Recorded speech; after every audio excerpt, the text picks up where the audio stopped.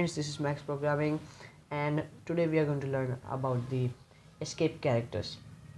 Escape characters are actually the characters which are not visible to the web page when we write them.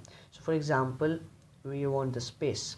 So if we want an extra space out there, we have, if we write like this, and then when we see it in our web page, actually we don't find the space. That's the thing. And if you want an extra space, we have to use one piece of code and we have to put a semicolon on that.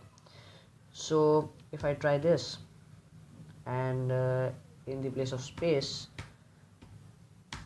if I give it the space, okay, 1 or 2 or 3, then it will give you an extra space. As you can see here, we have an extra space here. So that's because the end NBSP code.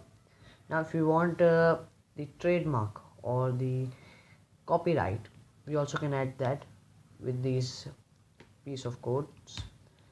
If we copy them and then paste them here, so it will come in trademark. As you can see here, trademark sign. The same we can do for copyright.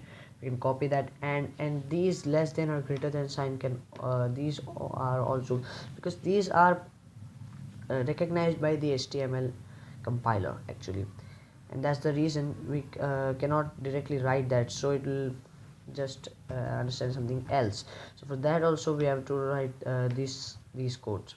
If I want to put this in these type of angular brackets, I'm sorry,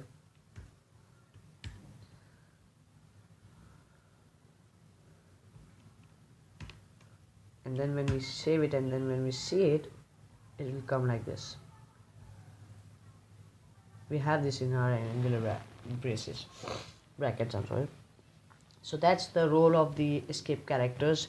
I'll meet you in the next video. Stay tuned till then, and thanks for watching.